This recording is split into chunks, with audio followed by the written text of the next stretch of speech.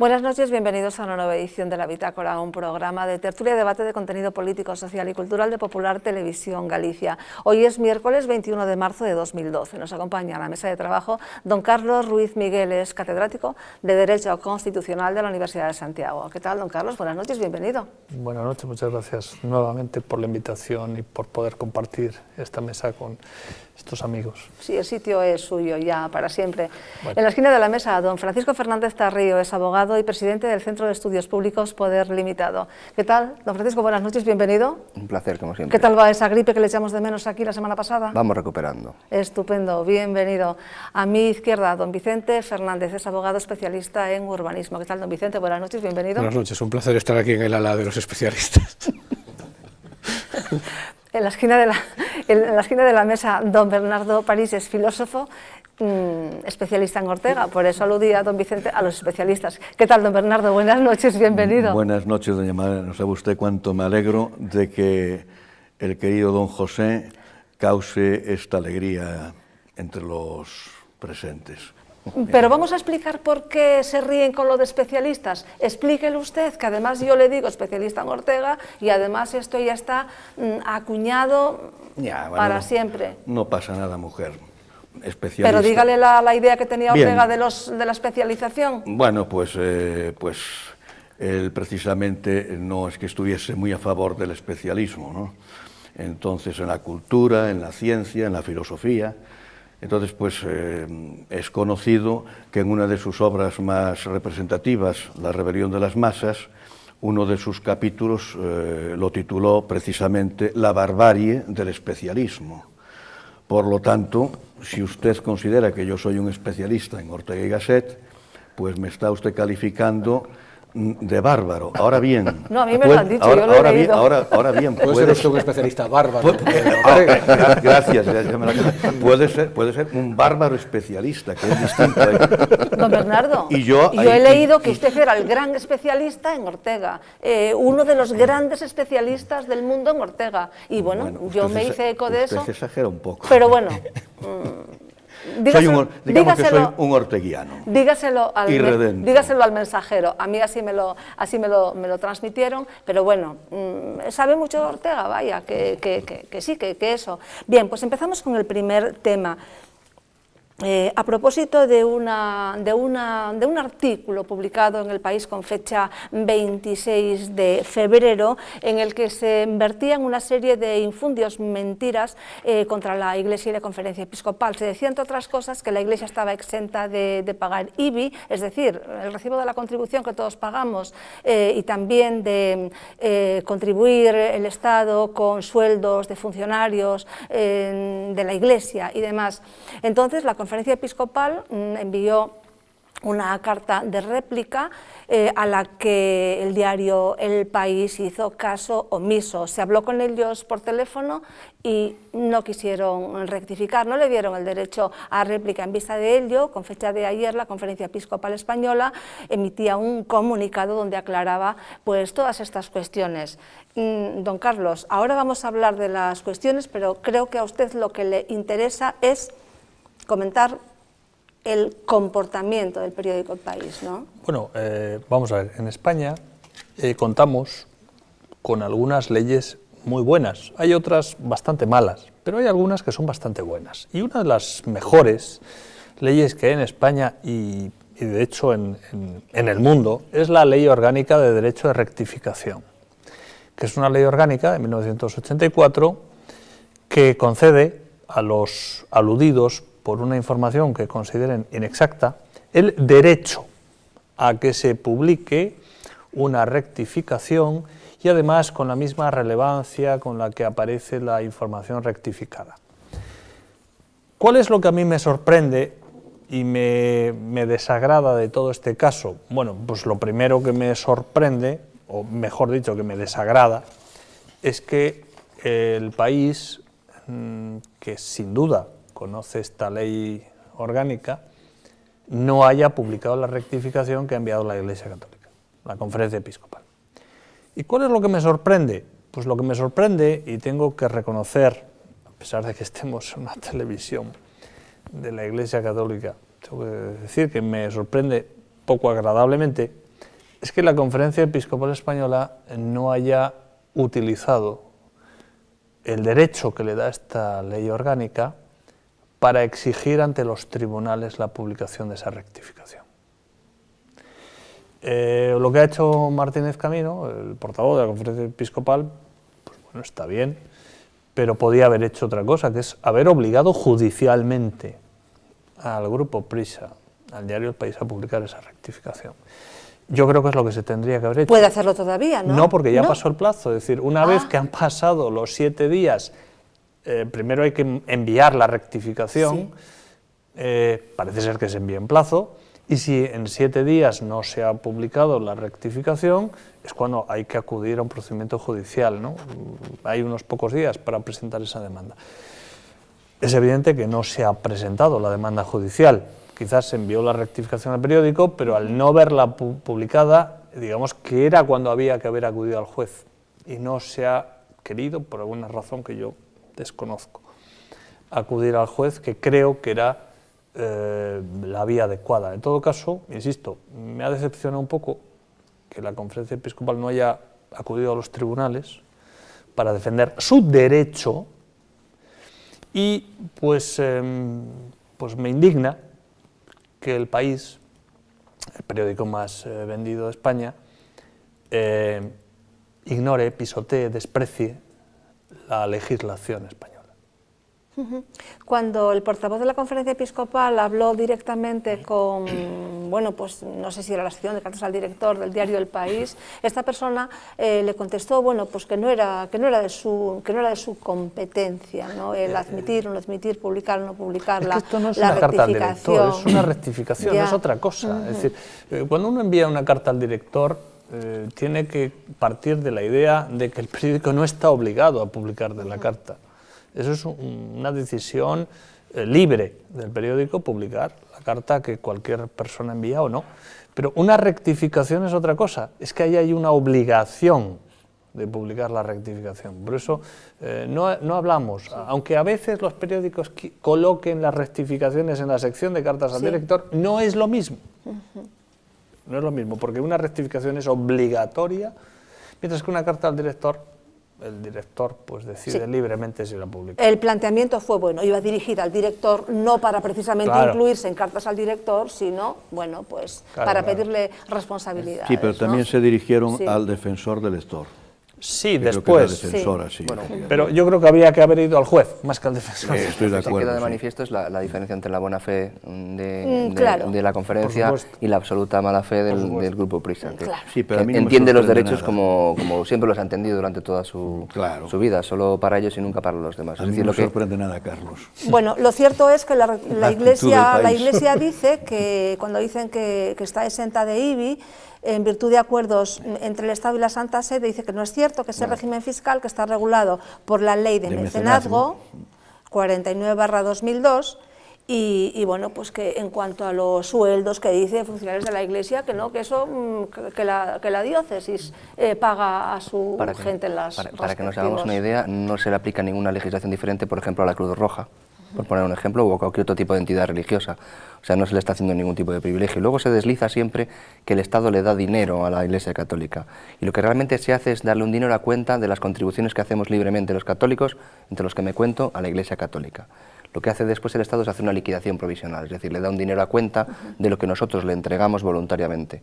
Que también habría que decir claramente que, por ejemplo, a la Iglesia Católica se le da voluntariamente una asignación en la declaración de la renta. Sin embargo, a mí no me la piden para sindicatos, partidos políticos y similares, y me la quitan directamente de mis impuestos, por poner un ejemplo, ¿no? Entonces, este maniqueísmo, este ir siempre contra la Iglesia, pues hay que alzar la voz, porque no es verdad.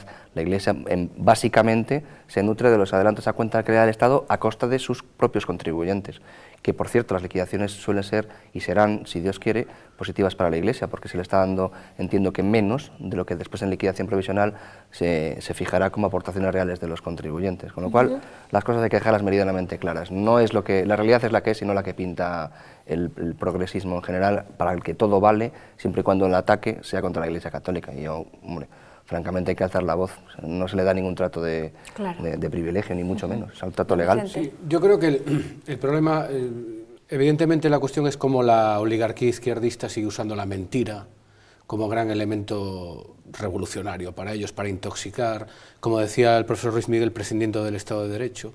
Aquí parece que, como decía el viejo jefe de Centuria, ya fallecido Polanco, cuando dispara el cañón Berta todo es cuerpo a tierra, ¿no? Aquí.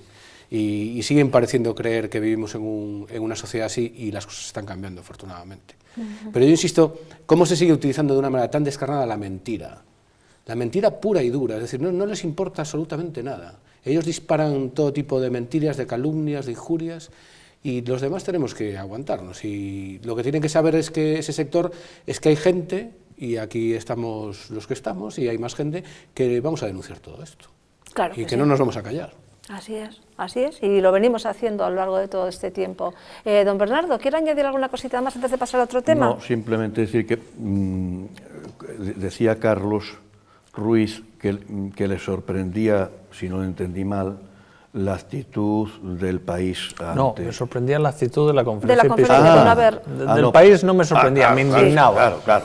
Entonces, pues poco, sencillamente, únicamente añadiendo a lo que acaba de decir mi compañero, pues que sobre el tema de la inmoralidad, que la inmoralidad que está tan presente en muchos cenáculos de la izquierda, pues es lo que de alguna manera rige, en parte, eso que llaman ética para la ciudadanía, ¿no?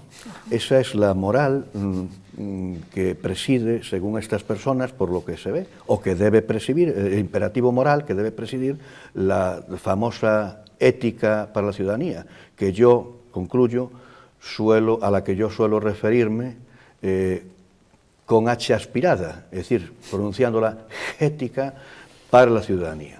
Ética con H aspirada que procede de heces, ¿no? No sigo para no... En fin. Muy Pero bien. vamos, creo que estamos Muy de acuerdo bien, ese apunte. Vamos entonces con otro tema. Acabamos de celebrar el bicentenario de la Constitución de 1812, la tercera de España, la tercera del mundo, la primera de España, después la tercera del mundo, después de la estadounidense y la francesa. Vemos esta pieza. Por el día de su aprobación, el 19 de marzo, día de San José, a la Constitución de Cádiz de 1812 se la conocerá por la Pepa. Fue la primera española y la tercera del mundo, después de la francesa y la de Estados Unidos. En plena guerra de la independencia, sitiada la capital española, Cádiz era la única ciudad que se libraba de la ocupación francesa. Allí se instalaron las primeras Cortes Generales que redactaron la Constitución española, un texto que recogía las reformas liberales con las que quedaron asimilados los principios revolucionarios que pondrían fin al antiguo régimen. Ahora la soberanía recae en la nación, en oposición al absolutismo monárquico. Se establece un sistema parlamentario, así como la separación de poderes. Los españoles pasan de ser súbditos a ciudadanos iguales ante la ley. Se crea un tribunal de justicia y la Inquisición, todavía vigente, es abolida. Sin embargo, la Constitución gaditana solo reinó 2 años. En 1814, Fernando VII regresó de su exilio francés y, tras reconocerla, la deroga inmediatamente para restablecer su poder absoluto. El famoso Viva la Pepa, el grito de los españoles contra la ocupación francesa, es ahora también el de los liberales contra la restauración del absolutismo. Si esta Constitución fue efímera, no lo fue sin embargo ni su texto ni sus principios. Ellos significaron el cierre de una etapa histórica y el comienzo de la edad contemporánea. Bien, era una breve sinopsis referente a la Constitución de 1812 y su tiempo. Seguramente que los contertulios no van a estar todos de acuerdo en las cosas que ahí se dicen, las cosas que se están leyendo estos días. Por ejemplo, don Carlos Ruiz Miguel escribe un artículo en Periodista Digital y me llama la atención porque últimamente leemos continuamente que gracias a la Constitución se configura España como nación, etcétera, etcétera. Él señala que eso le preocupa que quede este pozo y como una verdad realmente, porque dice que la Constitución realmente fue posible gracias a que ya existía una nación conformada. Y bueno, pues nos remite al Tercer Concilio de Toledo, etcétera, etcétera, don Carlos. Bueno, vamos a ver, yo creo que esta idea que se defiende pues, desde personas un poco más hostiles, hasta personas que no tienen una hostilidad a la idea de España, ¿eh? Es decir, que aquí no quiero hacer juicios de intenciones en absoluto. Yo creo que no toma en cuenta adecuadamente que España precisamente aprueba esta Constitución porque ya existía, porque esa nación ya existía. Se dice, bueno, es el concepto moderno de nación porque, de acuerdo con ese concepto, los ciudadanos, la nación es soberana.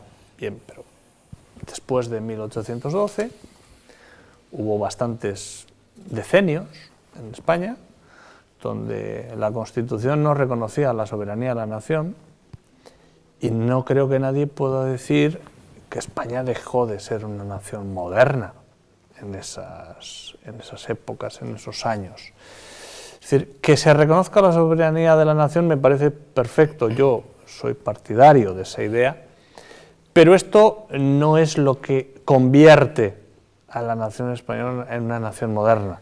En todo caso, pues la nación es la que es, y lo que se moderniza no es tanto la nación como el sistema político de la nación, que no es lo mismo. Yo creo que a veces se quiere decir eso, pero yo creo que con fórmulas que para mí no son ajustadas, es decir, lo que hay es una modernización del sistema político, pero la nación ya era una nación moderna. Pensemos simplemente en el siglo XVIII, todo lo que es la nación española en el siglo XVIII, culturalmente, jurídicamente, filosóficamente, es decir, el pensamiento, la acción, el patriotismo, todo eso no es algo que aparezca de repente en 1808. Basta leer a autores clásicos como Cadalso, Jovellanos, etc., para darse cuenta que eso ya estaba. Eso ya estaba. Por otro lado, el tema de la soberanía, en el fondo, es un tema sobre el que nadie lo ha dicho en este bicentenario, pero es un tema sobre el que importantes juristas españoles ya habían escrito 2 siglos antes, o si se me apura, 2 siglos y medio, casi 3 siglos antes. Me estoy refiriendo a los teólogos juristas de la escuela española, Francisco de Vitoria, hasta Francisco Suárez, que en sus escritos defienden, argumentan, pasando por Juan de Mariana, argumentan, defienden que lo que llamaban ellos la suprema potestas, el equivalente a soberanía, correspondía al pueblo, no al rey. Eso está dicho por los más importantes teólogos y juristas españoles, las universidades de Salamanca, de Granada, de Valladolid. Por tanto, tampoco es que la idea de soberanía nacional hubiese sido algo desconocido en el pensamiento jurídico político español. Era algo muy presente. El caso de Juan de Mariana, por ejemplo, que llega a defender la licitud moral del tiranicidio, de que el pueblo pueda matar al tirano, porque el dueño del poder político es el pueblo, no el rey. Por tanto, yo quiero insistir en esto. La Constitución del 12 puede verse de formas muy diferentes, como un momento rupturista o como un momento no tan rupturista. Para mí, la Constitución del 12 se diferencia precisamente de las constituciones francesas, pues fueron 3, porque digamos España es el tercer país con una constitución. No es que fuera la tercera constitución, porque en Francia hubo 3, la del 91, la del 93 y la del 95. Se diferencia de Francia en que aquí, digamos, esa modernización se hace precisamente inspirado en nuestra propia tradición, no solo la tradición política del municipio, no solo la tradición política de lo que eran las libertades medievales en el Reino de Aragón, sino en el pensamiento de Francisco Suárez, de Juan de Mariana, de Francisco de Vitoria. Es decir, todo eso hace que realmente que se proclame que la nación es soberana sea en realidad una cristalización de una tradición política intelectual. Yo creo que la diferencia básica es no tanto en el nacimiento de la nación, sino en el nacimiento del Estado como tal, de la configuración estatal. Y sobre eso también hay cierta controversia, es decir, incluso sobre el concepto de soberanía nacional. Porque realmente Cádiz, aparte de que Cádiz es un mito, porque la consecuencia práctica de la Constitución pues fue, lo que nos queda es el mito. Por ir de menos del argumento de don Carlos al que pretendo exponer, realmente es cierto que hay una nación previa, y tan cierto es como que la única amalgama de la Constitución que realmente junta conceptos que son en principio incompatibles, como era el tradicionalismo y el absolutismo, con ciertas tendencias liberales, porque recordemos que en muchas de las juntas revolucionarias no había precisamente partidarios de la revolución, claro, sino personajes muy afectos al régimen absolutista. Pues precisamente fue el impulso nacional, patriota. El carácter esencial de la Constitución del 12 es el carácter patriótico, el alzamiento contra la imposición de un modelo, sea el que fuere, que podemos discutir aquí si el modelo afrancesado era más moderno, menos moderno, o mejor para España o peor, pero lo que se rebelan es contra la imposición de un modelo externo, ¿no? Precisamente contra el peligro de pérdida de concepto de nación como tal, de historia. Cuestión diferente es la ventana que se abre al concepto estatal, es decir, hay diferentes tendencias sobre si a partir de ese momento se configura el Estado-Nación y por lo tanto la soberanía no recae tanto en la nación como tal, sino en el propio Estado. Y ahí hay conceptos muy diferentes que están incluidos incluso en la Constitución. Hay conceptos más jacobinos que pretenden o que defienden que la nación la crea el Estado, que es una cosa que se defiende en muchos sectores, es decir, a la francesa, que Francia no sería lo que es si no hubiese habido una instrucción pública y no se hubiese fomentado la nación desde arriba hacia abajo, y hay conceptos mucho más tradicionalistas que pretenden ir de abajo arriba. Cádiz lo que intentó, a mi juicio, a mi humilde juicio, es en un estado de necesidad conjugar ambas tendencias, pero con una base patriótica esencial que es de necesidad. Podemos entrar aquí a hablar si realmente es una constitución liberal o no lo es.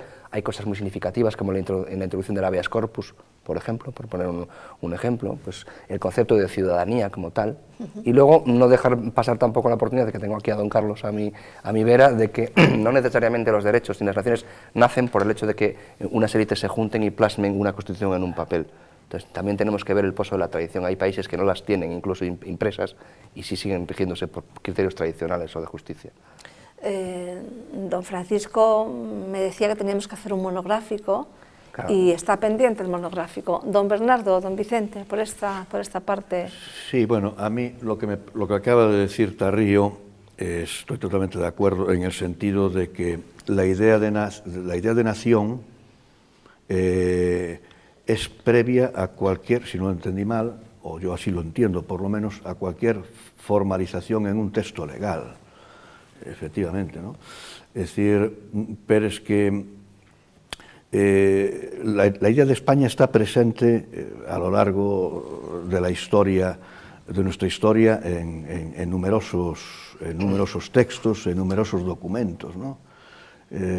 Ya no me refiero, bueno, ha ido evolucionando, naturalmente, como no podía ser menos, pero quiero decir que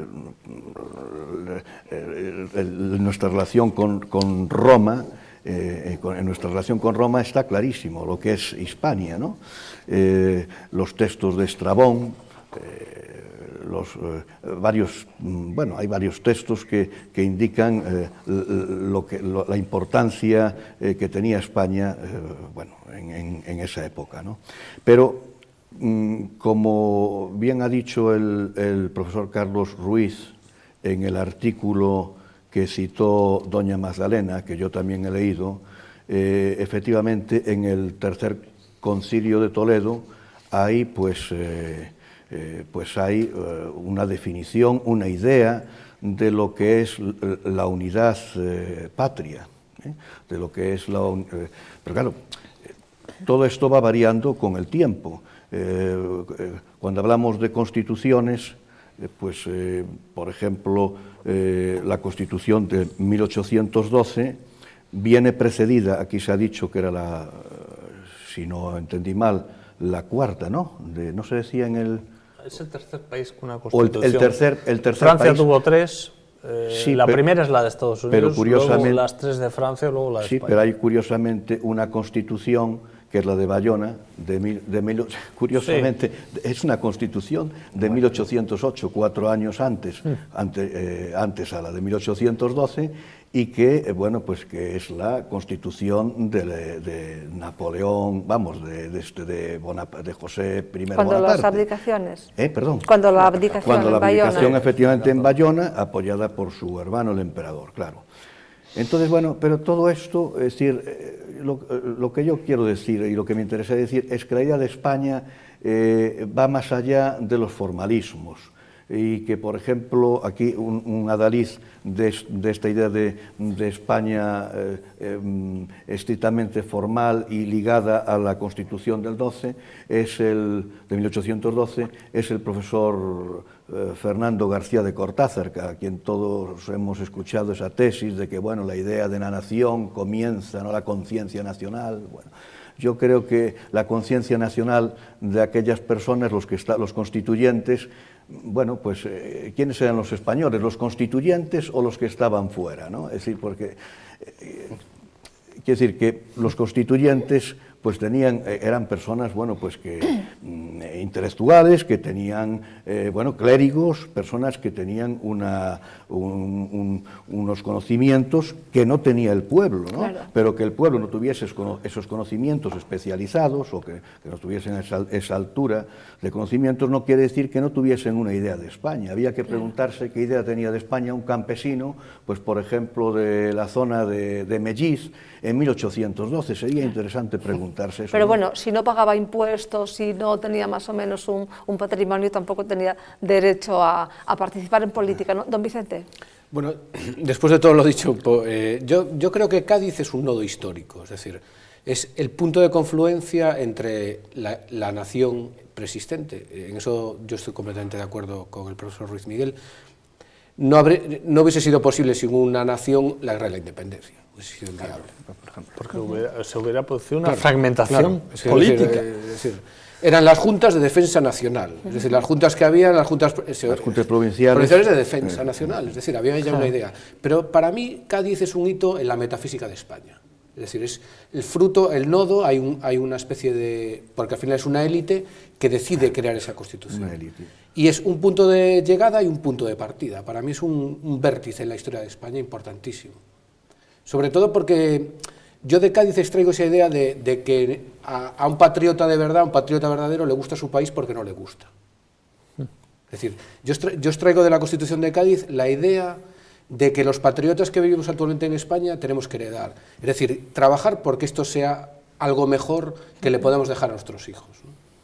Ese es el verdadero patriotismo y el que nos tiene que inspirar en épocas de crisis. Y yo creo que eso fue lo que inspiró a los constituyentes de 1812, sobre la base, evidentemente, de una historia ya existente. Y ahí es muy importante, yo creo, que la Escuela de Salamanca. Es que tenemos que reivindicar la Escuela de Salamanca.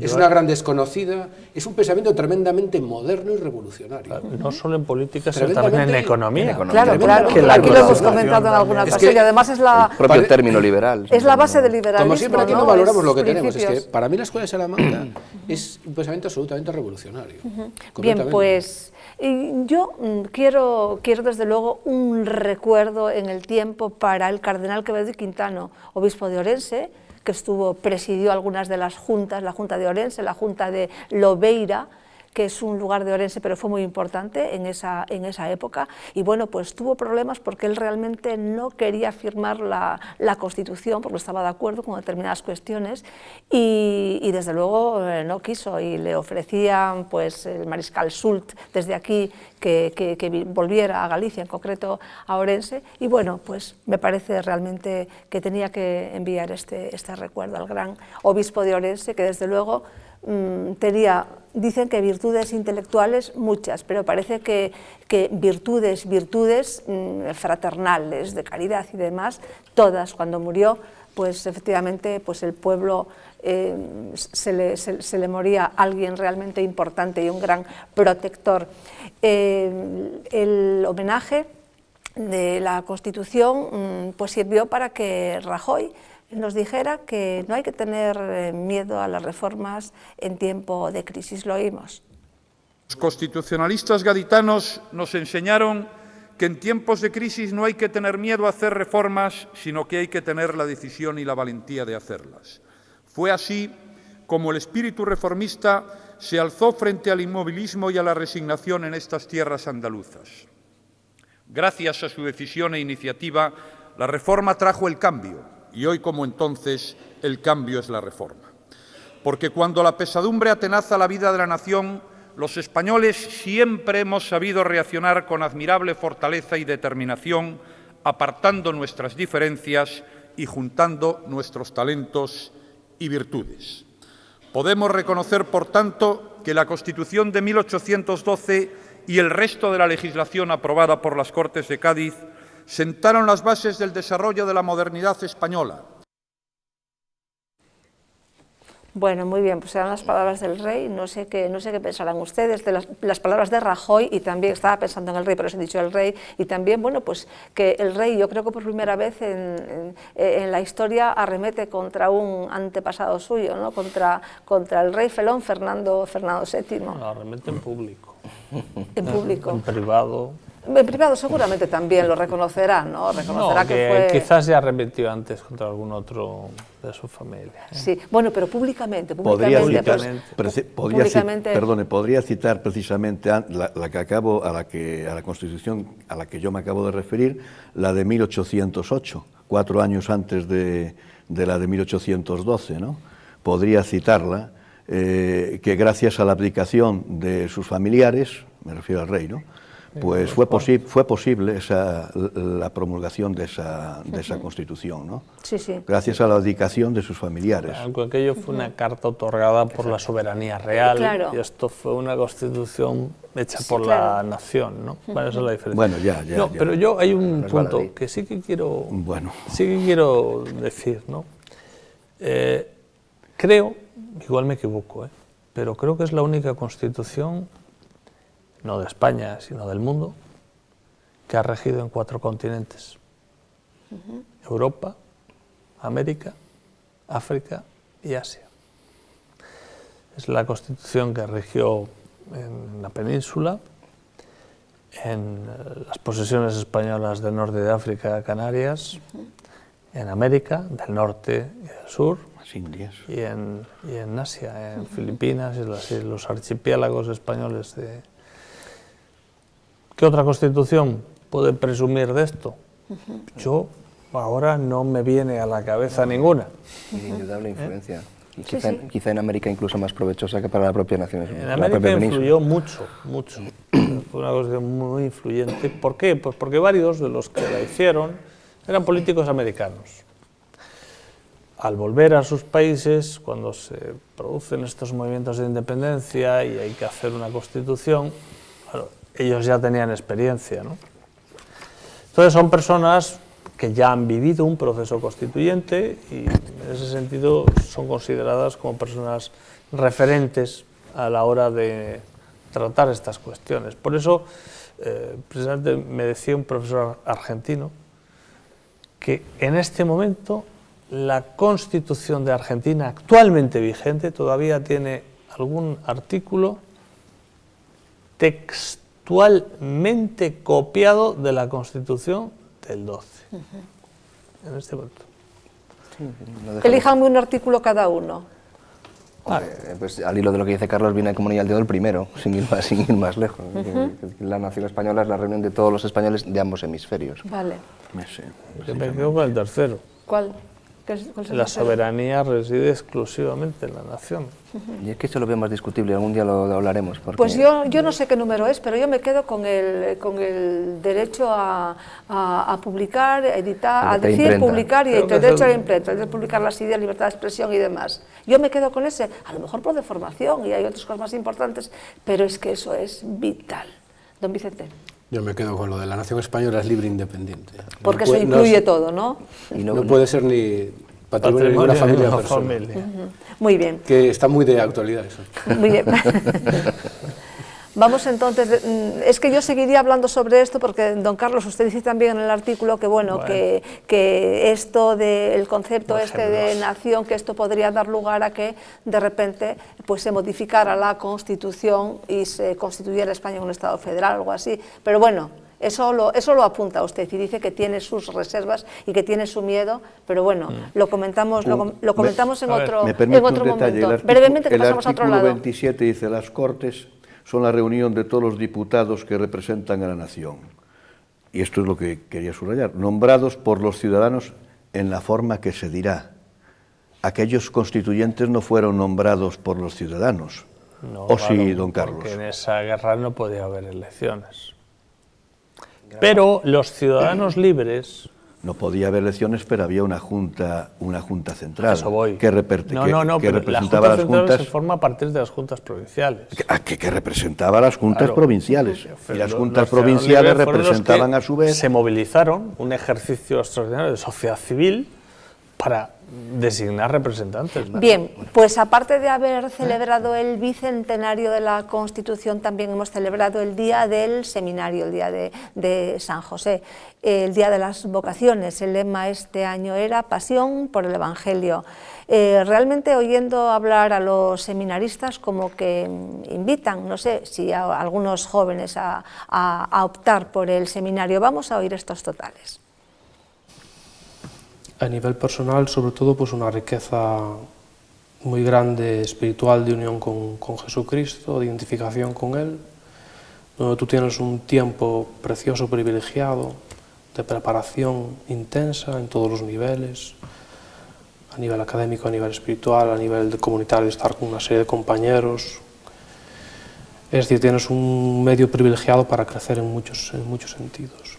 Pues lo he encontrado todo, o sea, mi vida era un auténtico descontrol, ¿no? O sea, mi vida era pues una vida de egoísmo, una vida de pensar solamente en mí mismo, una vida de no pensar en los demás, una vida de incluso no tratar bien al resto de personas, una vida pues separada completamente de Dios, separada completamente de la fraternidad, del amor a los hermanos, de darse cuenta de que Dios existe, de que somos hijos suyos, y eso produce pues mucha paz y mucho sosiego interior, ¿no? Yo creo que, yo creo que mentiría la persona que dijera que en esta vida busca algo que no sea la felicidad, ¿no? O sea, yo creo que todos en el interior de nosotros buscamos la felicidad, ¿no?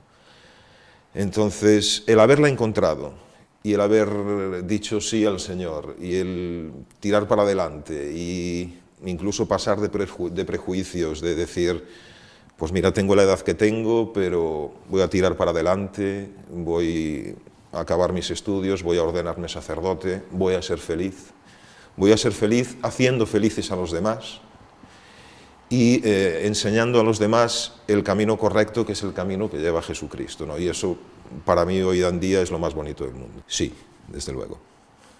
Ahora mismo he encontrado la felicidad que llevo buscando, ahora me doy cuenta que he encontrado la felicidad que llevo buscando toda mi vida. Pasan los días, uno ve que aquí es donde es feliz y se da cuenta de que el futuro está en ser sacerdote para mí y ya está, y no pienso en otra cosa, así que...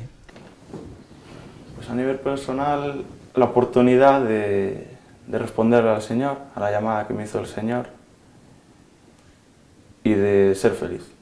Lo mejor del seminario mayor, yo creo que los compañeros son un estímulo, ver que hay gente que comparte pues lo que tú sientes por dentro, lo que tú sientes en el corazón y que intentan responder al Señor con la misma llamada que estás sintiendo tú. Bien, pues es una maravilla oírles hablar. Don Vicente, ¿qué les parece las opiniones de estos seminaristas jóvenes? Pues yo creo que estos nuevos seminaristas deben afrontar un gran reto, ¿no? Porque evidentemente el Evangelio, el mensaje de Jesús es un mensaje de mucha fuerza, pero en el contexto actual está como... La sociedad parece que le ha dado la espalda, ¿no? Y estos nuevos sacerdotes que se están preparando deben afrontar un reto quizás histórico en la Iglesia, ¿no? En la Iglesia católica, que es volver a contextualizar la labor del sacerdocio en un ámbito, entre comillas, tan hostil como es la sociedad actual, ¿no? Pues yo creo que son unos grandes, a lo mejor podríamos calificarlos como pioneros incluso, porque en este momento ser sacerdote creo que significa un plus de necesidad y de redefinición de modos y formas en el mundo actual. Pues está viendo un incremento, está viendo... Eso es una buena noticia. Va más. Don Bernardo. Bueno, este año se dedica el día del seminario a la pasión por el Evangelio, es así, ¿verdad? Sí.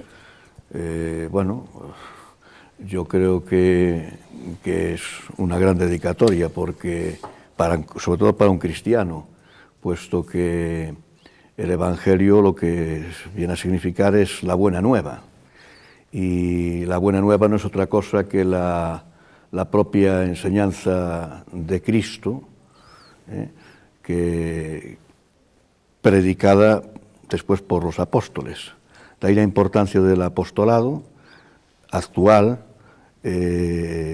a través de los seminaristas y, qué duda cabe, de los centros de formación, que son los seminarios. Y efectivamente, bueno, todas las épocas tienen sus pros y sus contras, sus dificultades.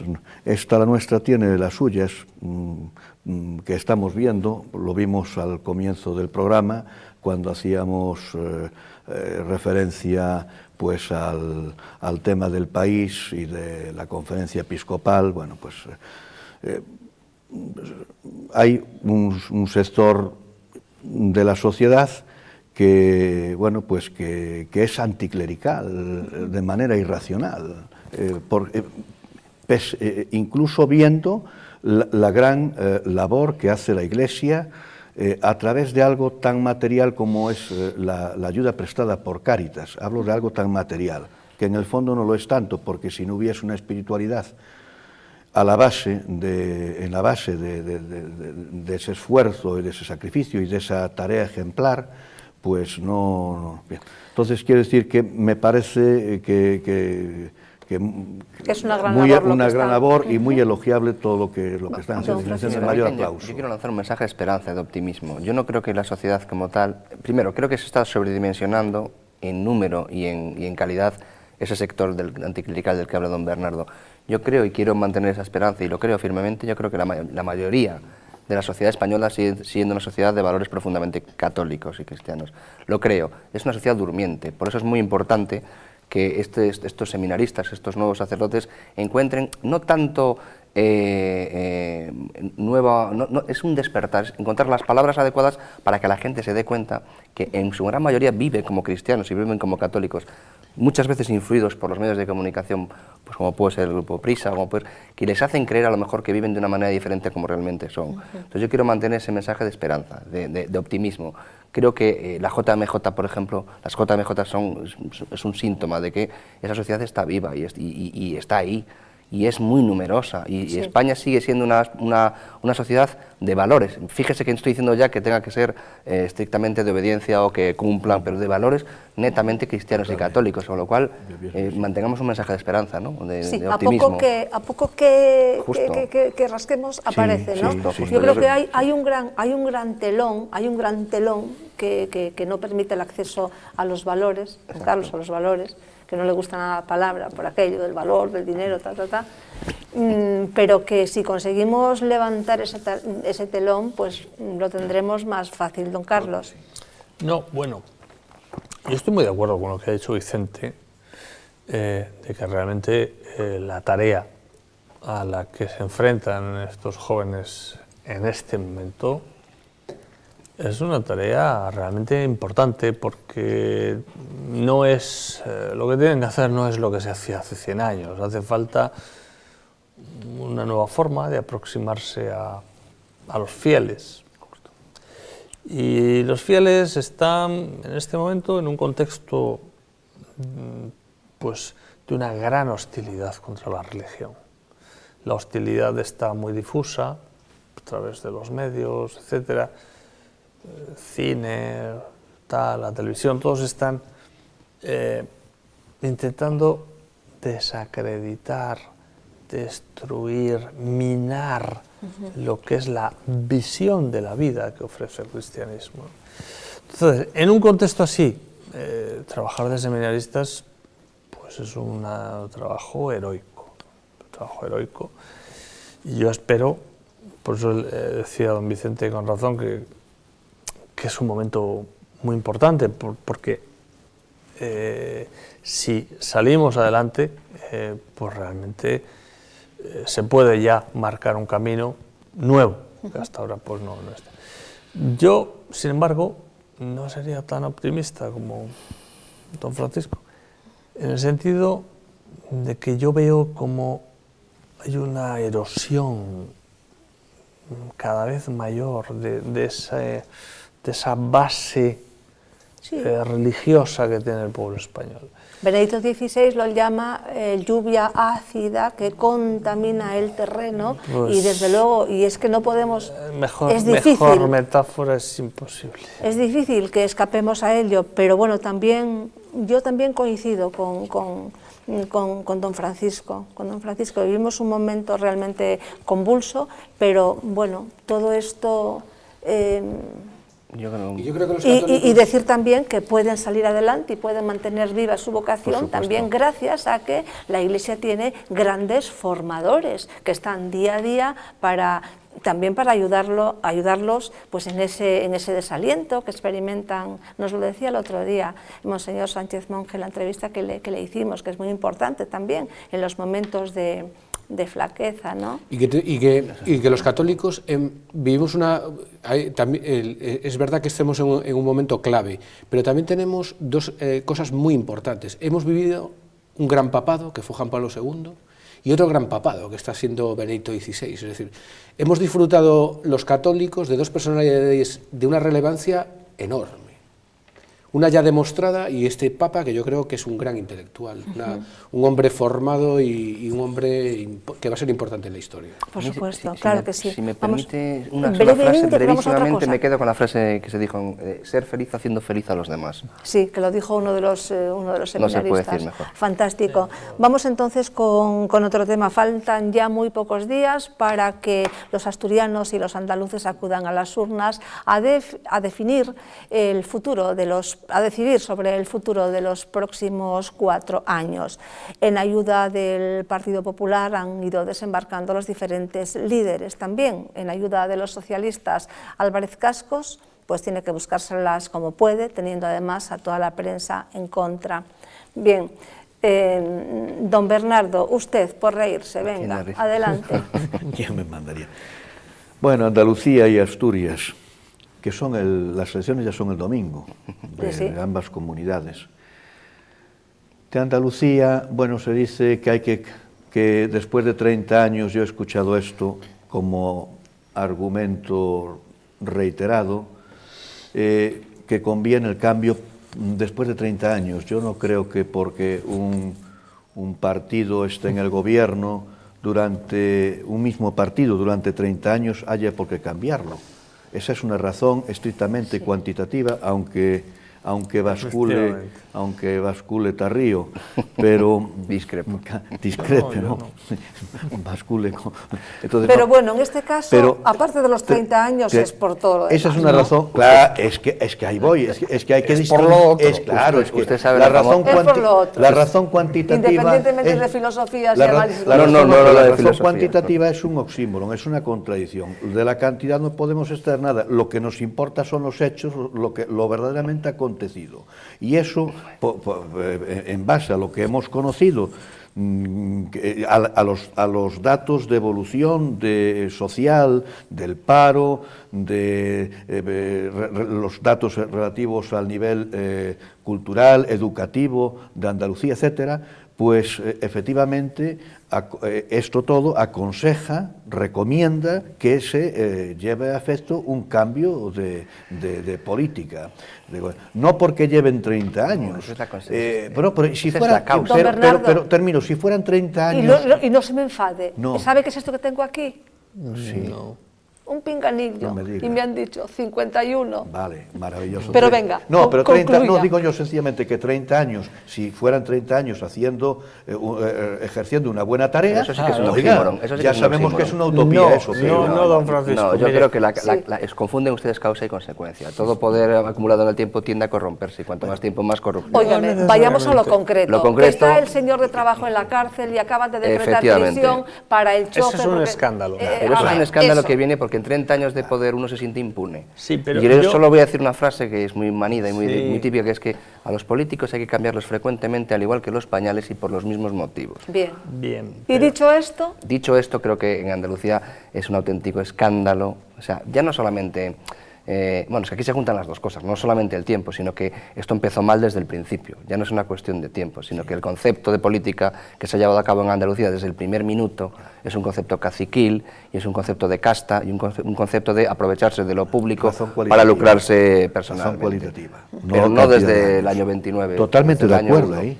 Claro, efectivamente, Claro, coincido. yo precisamente, apoyando a don Bernardo, quería recordar el ejemplo de Baviera, donde el mismo partido lleva gobernando 63 años y Baviera es de las regiones más ricas de Alemania. Bueno, pero los la PRIs, riqueza- Próspera. pero son más frecuentes los PRIs en general, gobernando Bien, en pero sitios yo como digo México y demás. que lleva el mismo partido 63 años y era la región más pobre, en este momento es una de las más ricas. Y ese partido Lo se han hecho regenera. bien. Pero Sí. quizá gracias a los ciudadanos bavieros. Sí, Su básicamente. función empresarial, a pesar de Bueno, 65 bien, años de y política. un buen gobierno que han tenido. Eso es como los alemanes de la Bueno, República Democrática, es decir, que decían evidentemente- que Alemania era los alemanes son tan fantásticos que hasta el comunismo con ellos Evidentemente, funcionaba. en Baviera no se ha producido el escándalo Doña de los Magdalena. seres, Don Carlos. ni de la cocaína. Vamos a dejar ni del Baviera. otro. Hablamos otro día de Baviera. Doña Y de Magdalena, todas- Baviera no es y de- Andalucía, y de efectivamente. todas esas- hacerle- vamos a hablar de de Sí. Asturias y ¿Puedo de... hacer una pregunta a usted?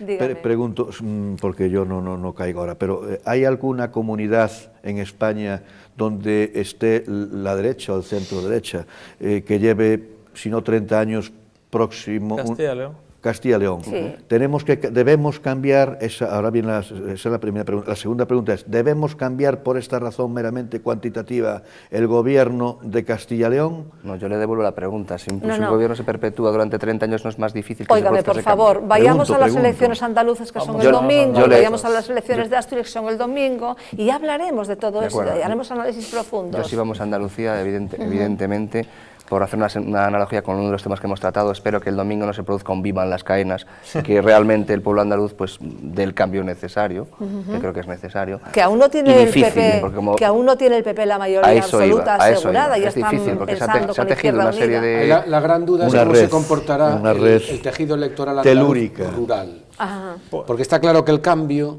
se está produciendo en las ciudades, pero donde puede estar el vuelco es en el rural. Ahí va a ser la gran duda a despejar. Porque ahí es donde va a estar En el la PER. mayoría absoluta, En el PER. en lo que voten los pueblos en Andalucía. Tenemos cuenta que en Andalucía hay un montones de pueblos. Es Sí, decir, pero el el tejido PER, rural Bernardo. andaluz de pueblos es enorme. Pero Porque piensa- es un territorio muy grande y esa es la gran duda. Sin embargo, la proliferación de escándalos de corrupción y de que salgan a la luz es muy sintomatología de un fin de régimen, es evidente. Cuando un régimen está cayendo es cuando sale toda la corrupción, pero esa corrupción yo creo que lleva anclada ahí, lo que pasa es que no se veía, Ya. no se palpaba, es decir, no había esas cuestiones. Y luego Asturias... Sí. pues, Extrapolando es eso, un está, rara- está cayendo España también, está cayendo España porque mire todo lo Claro, que... ahí también Sí. se va a ver qué fuerza tiene UPyD en Andalucía, qué pasa en Asturias, la conjugación entre qué electorado descontento puede ir a UPyD o a Foro, si Foro va a aguantar en las encuestas. Ahí hay una serie de cuestiones importantes, pero de todas maneras Andalucía es clave. Yo creo que si Arenas saca mayoría absoluta en Andalucía, el PSOE ya salta definitivamente por los aires, ya está completamente desarmado, pero si pierden Andalucía, es que ya pierden, digamos, Sí, lo último sí. que les queda. Yo creo que Pues no van a, su yo gran creo que no nave- van a perder. La gran Vicente. nave nodriza. Yo creo que ¿no? no van a perder. Bueno, pero y ¿Usted Asturias... cree que todavía que van a ganar, van a poder formar gobierno con Izquierda Unida o...? No, no, ¿sí? yo creo que va a ganar el Partido Popular. Ah, pero que no mayoría podrá absoluta. gobernar. Hombre, Pues es No probable, está claro. es probable que tenga mayoría absoluta, pero si no, pues habrá que ver Desde luego una mayoría resultados simple del obtiene PP en Andalucía UPyD, ¿no? también políticamente supondría Ahora entre uno y dos, el tres. fin de Arenas, entiendo. O sea, Arenas es un momento clave también para Javier Arenas. Hombre, es evidente que es un ahora o nunca. Es decir, como pues no ahora sea... nunca. Al argumento de las cadenas Sí. de Tarrillo, porque es así. Si hace eso, bueno, pues allá el pueblo andaluz. ¿Y el tema de Asturias cómo lo ven? Pues es un rarabe, estoy de acuerdo con don Vicente, pero no lo tengo nada claro. La verdad es que con todo el cambio que se ha producido en el Partido Popular Asturiano, porque el error viene de atrás, Sí. y lo hemos hablado muchas veces en esta mesa, pues es una incógnita. La única certeza es que el PSOE parece ser que sigue cuesta abajo, pero vamos a ver hasta qué punto los electorados tocantes de Foro y el Partido Popular No, y si hay basculan. Esta mañana le daban la transferencia lista más votada. Y transferencia al de PSOE, votos ¿no? de la izquierda, por un lado UPyD y por otro lado Izquierda Unida. A ver cómo va a bascular si el electorado del PSOE descontento se queda en casa, ¿va UPyD o va Izquierda Unida? Ahí va a haber... Porque Asturias son habas contadas, es decir, el cuerpo electoral asturiano es muy pequeño. Sí, pero Entonces, yo creo que... va a haber ahí... Vamos a ver, las elecciones en Asturias, para mí, son más interesantes que las andaluzas para medir Son muy el clima general. Porque las andaluzas, digamos, hay un factor distorsionador muy grande que es la corrupción. Es decir, un factor clave para votar en Andalucía es si uno está de acuerdo o no con esta corrupción tan masiva, ¿no? Es decir, el que vaya a poner una papeleta del Partido Socialista en Andalucía, de alguna forma está avalando toda una corrupción, pero el que ponga una papeleta del Partido Socialista en Asturias, no. En ese sentido... Porque aún no se sabe, porque aún Bien, no bien, no, hay sí, imputados, sí. porque aún, pero de la corrupción es, pero total, Sí, y yo 30 no, años de gobierno socialista. Que no digo que no es, lo haya, sí, pero digamos que no está encima de la mesa. no están los periódicos En Andalucía continuamente, todo sí. eso está encima de la mesa. Es decir, ¿qué significa? Pues que realmente la votación en Asturias yo la veo que va a ser más, sin ser asturiano ni conocer tampoco, pero lo que percibo desde fuera, una votación más en clave nacional, de estar de acuerdo con lo que hace el gobierno, de no estar de acuerdo, de estar un poquito de acuerdo pero no mucho, y así uno va eligiendo su candidatura, mientras que en Andalucía yo la veo en una clave no nacional sino puramente partidista, es decir, el Partido Socialista está ante un reto de vida o muerte. Vida o muerte. Más bien de muerte. Porque si llega otro gobierno y destapa todo lo que hay, que yo, dicho sea de paso, tengo mis dudas de que incluso si gana el Partido Popular Lo por destape. mayoría absoluta Lo vaya a destape, ¿no? destapar todo. Ese es el problema. Ya. Yo incluso tengo mis dudas porque la corrupción en Andalucía es algo, en fin, inimaginable. La deuda. Entonces, claro, ahí, digamos, ese factor hace que se movilice al electorado, pero ya en otra clave. Bueno, es como yo lo veo. Sin embargo, es un test muy interesante para la partitocracia Asturias. El órdago de Francisco Álvarez Cascos es una cosa interesante. Interesantísimo. Una persona que estando en el poder ve cómo se le hace una pinza totalmente antinatural entre el Partido Popular, el Partido del PSOE y el Partido Socialista y rompe la baraja y convoca elecciones. Me parece un acto de valentía y un acto interesante para ver cómo responde el electorado ante esa convocatoria. Sí. ¿no? Estando de acuerdo con don Carlos en que va a haber más elementos nacionales en Asturias que en Andalucía. Eso es cierto. Es lo que yo percibo. Lo que pasa es que bueno, tiene un vacío total por parte de la prensa y no tiene absolutamente ningún apoyo, boicot por todas partes. Bien, pues Alberto Núñez Feijóo visitó Asturias en apoyo de Cherines, juntos, Un artículo reciente sobre este tema de juntos, Asturias. es que me duele, juntos visitaron la emblemática feria de Tineo y bueno, pues Alberto Núñez Feijóo abogó por la macrorregión formada por Asturias, Galicia, Castilla y León y Cantabria como despensa de Europa, unirse para luchar y tener más peso tanto en Madrid como en Bruselas. Oímos al presidente de la Xunta.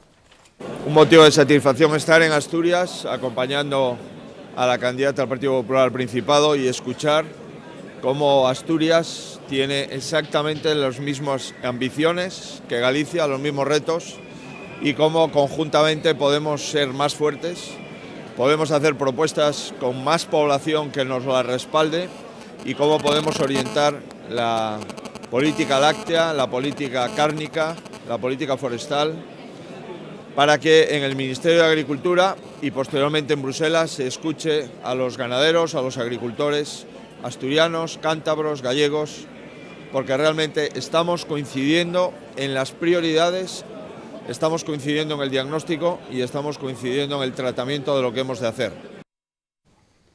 Sí, qué bien que realmente, qué bien que fuera así esto, ¿no? Y que no sea nada más pues una declaración de intenciones. Hombre, óyeme, qué mejor. Siempre y cuando no creemos otra especie de estructura por encima. Otro clúster, claro, otro clúster. Lo de unirse como por intereses Galicia. comunes para tener más, para poder negociar mejor, eso es conveniente. Entonces, óyeme, si los ganaderos pueden estar unidos, Cantabria, los otros, o la cuestión forestal, Hombre, pues al qué bien. presidente Feijóo habría que preguntarle si esto es una opóstilo o no. Lo que pasa es que a mí tengo la sensación de que estos son, bueno, pues palabras ad hoc para ese momento, que queda muy bien y nada más. ¿Por qué no unimos, doña Madalena? Es que yo tengo aquí el mapa autonómico y estoy sorprendido, de verdad. Mira. Galicia, linda con Asturias y con Castilla-León. Cantabria ya no, es Asturias y... Oiga, pero sin embargo se incluye Cantabria en esa especie de clúster geográfico o clúster de vacas pero o de Cantabria ganadero. linda no sé con cómo. Asturias.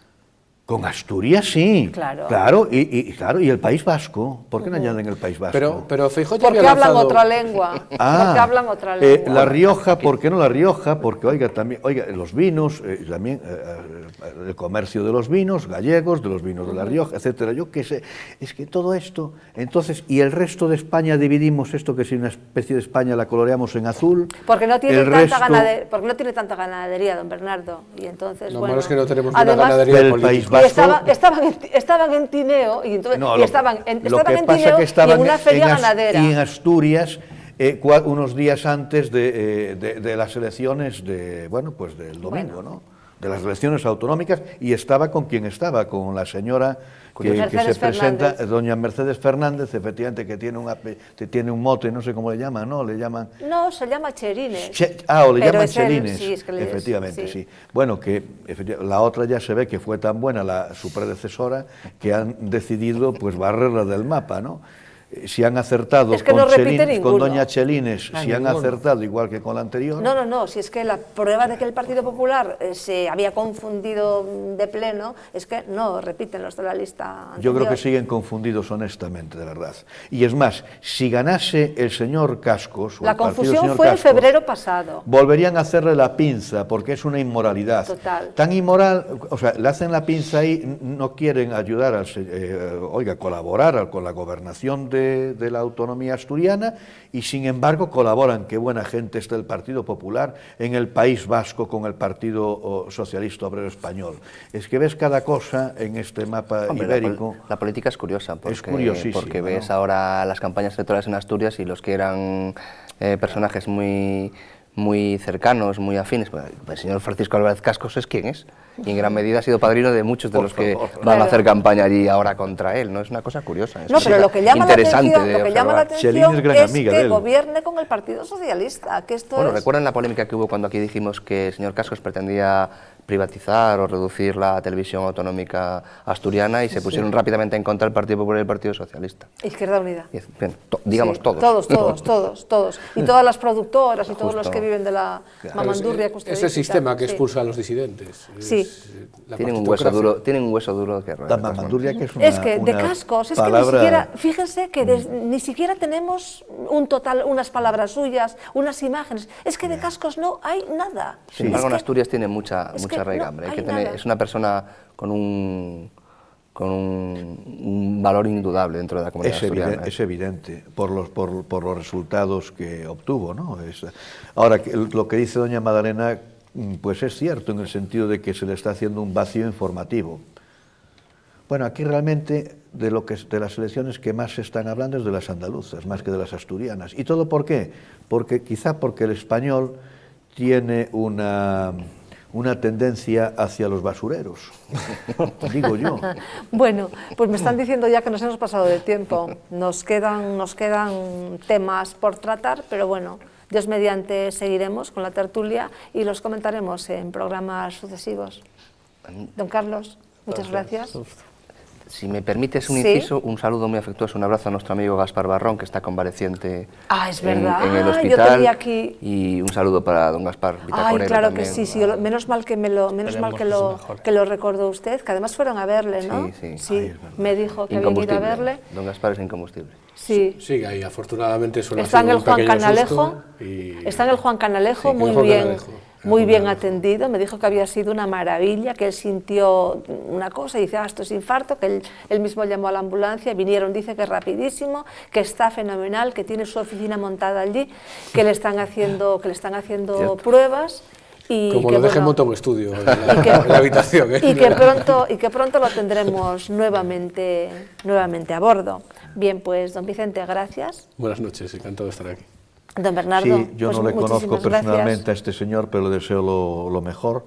Pero lo conoce de la tele. Le conozco y además me transmite una gran vitalidad, ¿no? Si no estoy equivocado. Bueno, hay que decir también que es el Día Internacional de la Poesía, que es el Día Internacional del Árbol. Del síndrome de Down. Del síndrome de Down es hoy, no, es el sábado, ¿no? ¿Es hoy? Que yo sepa, es hoy. Vale, pues también del síndrome de Down, fue el día del seminario, es el día de la jornada por el Día Internacional de la Vida dentro de poco. Yo les confieso que aunque no soy partidaria de estos días así, los que no implican comercio, sí. Los que no implican comercio, como que está bien. Claro. Sí, que no tenemos que ir a comprar un árbol o no sé qué. Uno se acuerde. Es un recordatorio. Sí. Uno se acuerde. Sí. De eso se trata, ¿no? Sean buenos todos. Bien, pues muchísimas gracias a los cuatro, gracias a ustedes por acompañarnos un día más, nos despedimos hasta el viernes, que estaremos con ustedes nuevamente a eso de las 10:30. Que sean felices.